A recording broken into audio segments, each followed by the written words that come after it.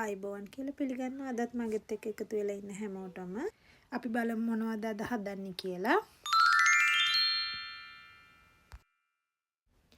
අපි බලමු මේකට අවශ්‍ය වෙන ඉන්ග්‍රීඩියන්ට්ස් මොනවද කියලා. මුලින්ම අරන් තියෙනවා මෂ්රූම්, ලුණු ගෙඩියක්, ඒ වගේම මාළු මිරිස් කපලා අරන් තියෙනවා. මේකට මම ග්‍රයින්ඩ් කරපු බීෆ් තමයි අරන් තියෙන්නේ. ඒ වගේම නිවිති කොළ අරන් තියෙනවා. මුලින්ම මම මේ මෂ්රූම් පොඩියට කපලා ලුණු ගෙඩියත් පොඩියට කපලා මේ විදිහට ඔලිව් ඔයිල් පාවිච්චි කරලා ටෙම්පරාදු කරගන්නවා.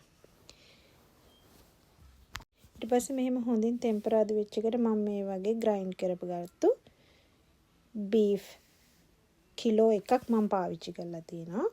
ඊට පස්සේ රස අනුව ඔයගලන්ට ගම්මිරිස් ලුණු දාගන්න පුළුවන්.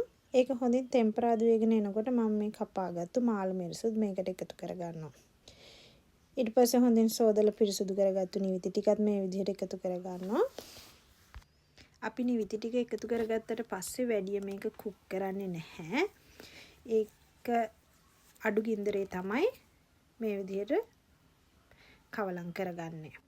නිවිති ටික යන්තම් විනාඩි 2ක් විතර වගේ කුක් වෙගෙන එනකොට අපි මේක ලිපෙන් අයින් කරගන්නවා. ඊට පස්සේ මම මේකට මේ වගේ කජු ටිකකුත් එකතු කරගන්නවා. තවත් රස වැඩි කරගන්න. ඇත්තටම මේ වගේ ප්‍රෝටීන් බහුල ආහාර වේලක් හදාගන්න වැඩි වෙලාවක් යන්නෙත් නැහැ. නිවිති කන්න අකමැති කෙනෙක් ඉන්නවා නම් මේ විදිහට හදලා රස බලලා මටත් කමෙන්ට් එකක් දාන්න කොහොමද කියලා. ඉතින් එහෙනම් නැවතත් මේ වගේ අලුත් වීඩියෝ එකකින් හමු වෙනතුරු අදට මම නවතින්නම්. subscribe කළා නැත්නම් subscribe කරන්න. Life in Sweden with Dineshi.